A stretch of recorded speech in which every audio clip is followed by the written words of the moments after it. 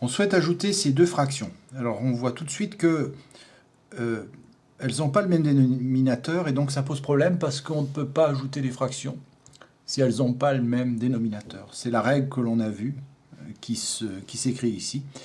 Si les deux fractions ont le même dénominateur, on peut les ajouter, on ajoute juste les numérateurs et on conserve le dénominateur en commun. Donc pour pouvoir ajouter quand même ces fractions, on va être obligé de les transformer, du moins d'en transformer une. Et pour transformer une fraction, on va utiliser cette première règle que l'on a déjà vue. On s'aperçoit que les deux dénominateurs sont multiples. 14, c'est un multiple de 7. Et donc on va transformer celle qui a le plus petit dénominateur. On va laisser l'autre. Donc à la place de 3 septièmes, j'écris juste la barre de fraction et je réécris la deuxième fraction parce que j'y touche pas. Et grâce à cette formule-là, je vais transformer la fraction 3 septièmes. On a un dénominateur 7 et on voudrait un dénominateur 14. Eh bien, on va multiplier ce dénominateur 7 par 2. Et on aura 14. Si on multiplie le dénominateur par 2, il faut aussi multiplier son numérateur par 2. Il y avait 3 au départ, donc on aura 3 fois 2. On continue les calculs. 3 fois 2, on a bien 6. Sur 7 fois 2, ça fait 14.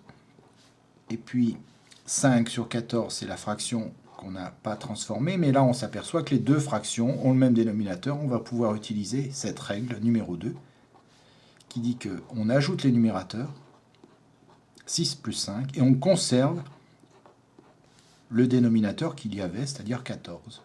On fait le calcul. On va avoir 11 sur 14. On va faire la même chose ici, parce qu'on constate aussi que les deux dénominateurs sont différents. On va transformer une des deux fractions. Alors on constate aussi que les deux dénominateurs sont multiples. 10, c'est un multiple de 5. 10, c'est 5 fois 2.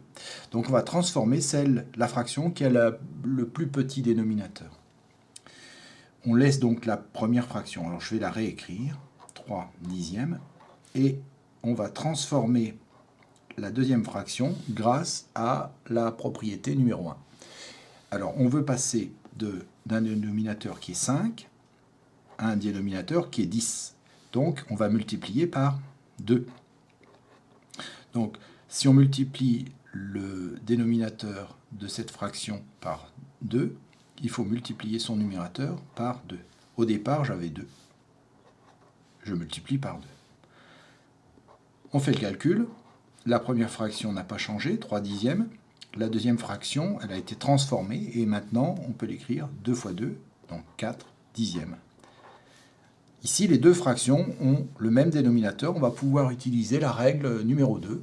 On ajoute les numérateurs entre eux, 3 plus 4. Et on garde le dénominateur commun, 7 dixièmes.